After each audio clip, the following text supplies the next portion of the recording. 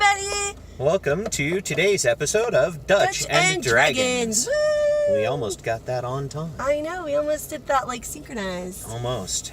I could have said you owe me a coffee. No. I bought you coffee last time. I'm buying you coffee again, so... Anyhow, so this is our show where we take questions and answer questions about running, game mastering Dungeons and Dragon games. Or playing games, doesn't really matter. And or playing games. I draw the questions from the little box. We talk on them until we're done talking, and then we do another question in the little box. Thank you, Vanna White. I am Hob. I'm Jamie. And, well, what's our question? Well, let's get started. Is it ethical for a DM to cheat? The magic question. I love this question. All right, so here's the deal. So the Dungeon Master is responsible for the fun and the drama that goes into playing Dungeons and Dragons. Yes. There are two schools of thought that the Dungeon Master should make all rolls in public and let the dice land where they may. Let the dice do what they do. Which is fully and completely acceptable. There is another school that believes that the Dungeon Master should keep those rolls behind the screen and that they should mediate the rolls. So if a fight is going horribly, they can... make adjustments to the fight on the fly or to the dice rolls on the fly. I tend to roll behind the screen, but I tend to go with whatever the roll is. Now, there are some instances wherein a fight is going particularly horribly for no reason other than the party is just having a bad night with the dice. It happens to everybody. Sometimes you just have a bad dice night. And so if a fight is not supposed to be potentially lethal, I will adjust the fight on the fly, but I will not adjust the dice rolls. I will generally adjust to the numbers of minions. See, I was about to say, but isn't death, like the imminent danger of death, part of the whole experience? Because I feel like if you're saving your characters from potentially dying. So I don't know. You guys aren't safe with me.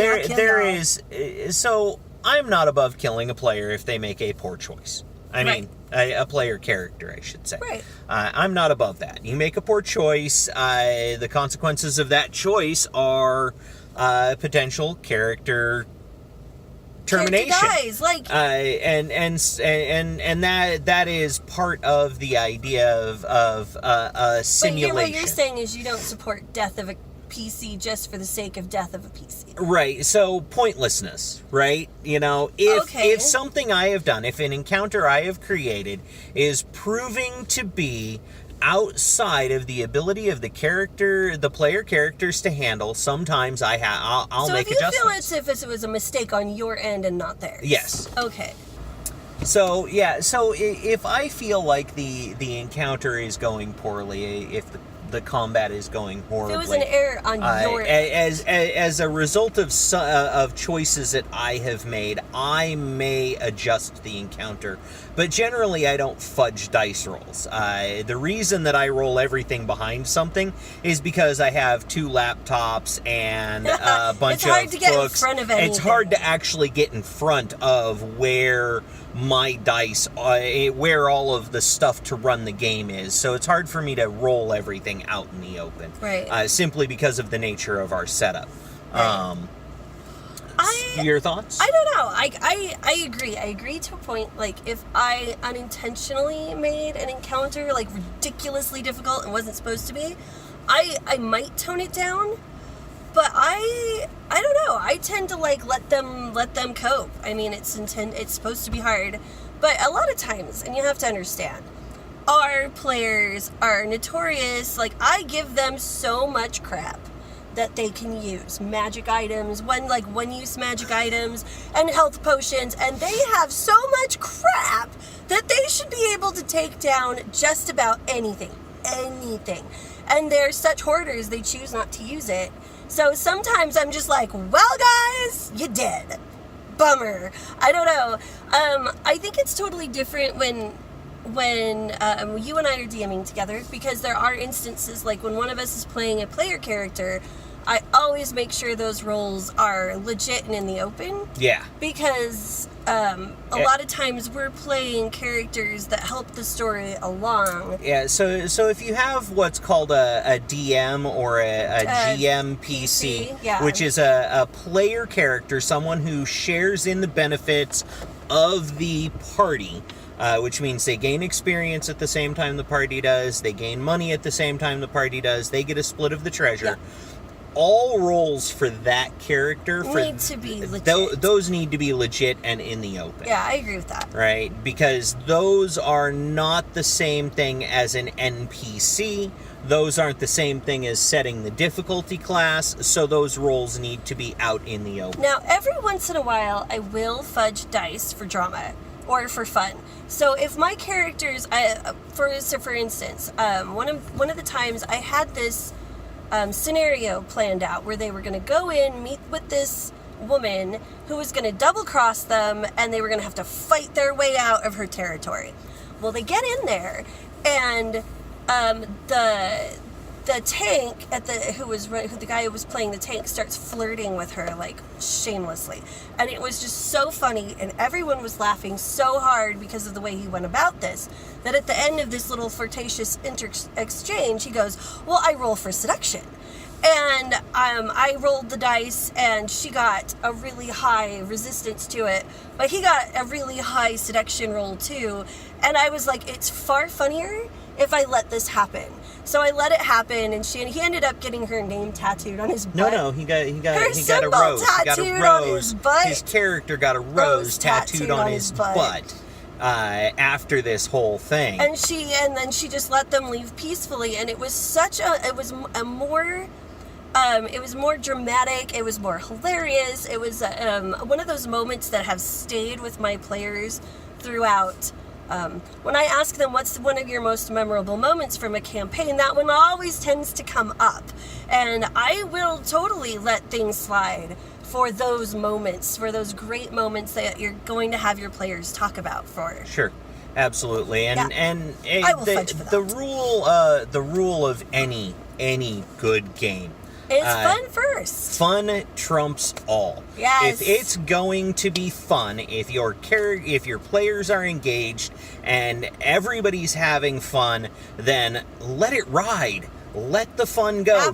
Don't put yourself in the way of having fun. Yeah, don't rule monger out the fun, I guess. True story. Yeah, okay. All right, so what's our next question? Let's go with the next one. we still got a bit. No, I mean, are we done with that question? Oh yeah, I think I think we've beat that horse. Role play or combat, which is more important? Okay, so this needs a little explanation before we jump into it. My players came up the other day and said to me, I had several of my players ask that, or say to me that when they're thinking of characters, what they envision as the role-playing part of their character is not necessarily the way they want to play the character in combat. For instance, one of my players always wants to play airy, fairy, wispy characters, but in combat likes to play barbarians. Like, she would love to be a barbarian every single time in combat, but wants to role play airy fairy characters, and she's like, so she can't consolidate. So she goes, well, which one would you pick, combat or role play?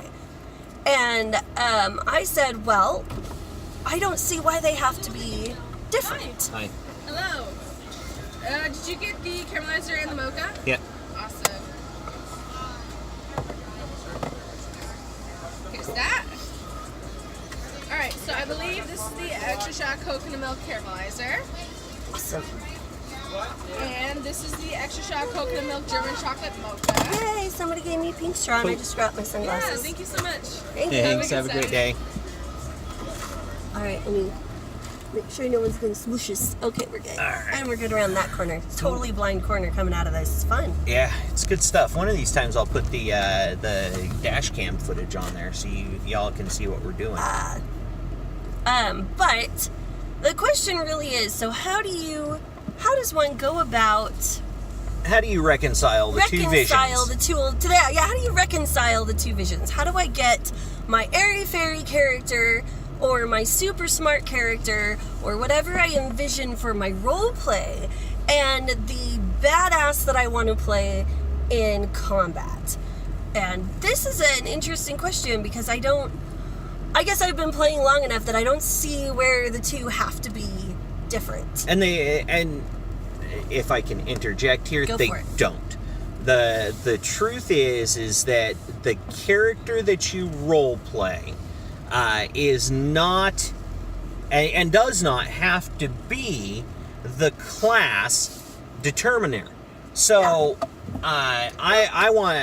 let's take this to. And I think that this problem exists a whole lot with people who are new players, familiar with Dungeons and Dragons through like books and movies and TV. And through games like World of Warcraft and things like that, where the character class is everything about the character. And determines kind of everything about the character. But the reality is that in role-playing games, a character is more complex. There's supposed to be an ogre with layers, right? Yeah, an ogre with layers. But what you're really looking at is, and I beat this example over the head a lot. So you're probably going to hear me use it a lot because it really highlights what we're talking about. Conan the Barbarian. If you've never seen the Arnold Schwarzenegger movie, go watch it. Sure. And the reason being is because Conan always talks about himself as if he's a thief. He's a tomb raider. He is a treasure hunter. He portrays the attributes of a thief. But he is a capable and skilled fighter. Yeah. And adventurer. I like Bruce Banner.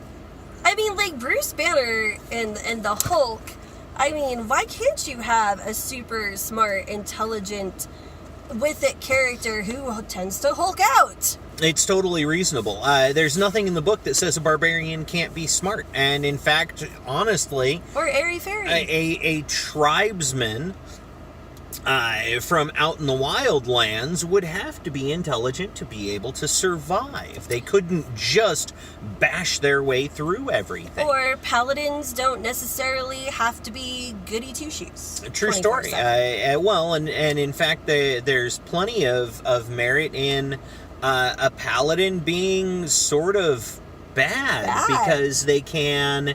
the rule of the law can drive them to do things that are what most people would go, that's terrible. That's terrible. Why would you do that? That's terrible, but they're following the law, and that is the justice is blind kind of a right, thing. right, and well, the law is blind. Yeah, right. Well, it's think Judge Dredd. Judge Dredd is totally a character wherein their adherence to the law is not necessarily a good thing.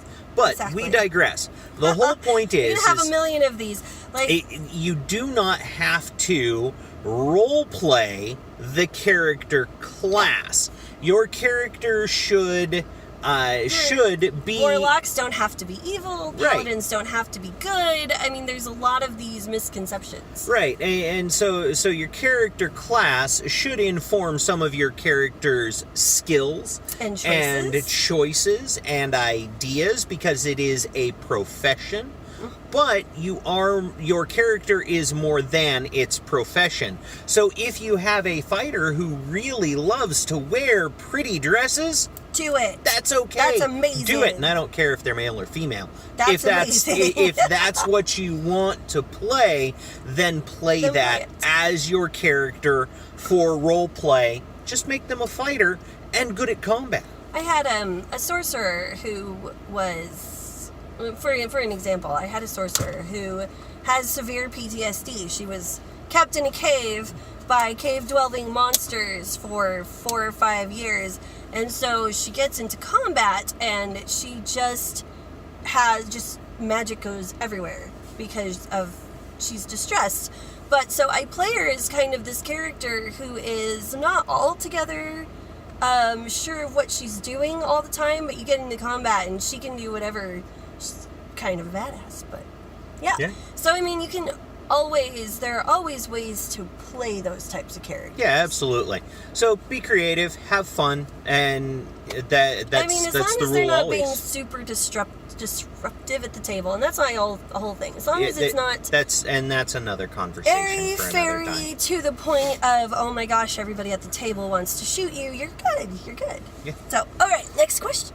We have got. Yeah, we got like 2 minutes. Can we get a quick one in Can there? we get a quick one? We did that one. I just put it back in the box. Do you homebrew or you use pre-existing settings? This is a quick. This is actually a quick pretty one. quick. So the rule is steal from everywhere and make it your own. Exactly. So we use a heavy mix of homebrew and pre-created content and off-the-shelf content.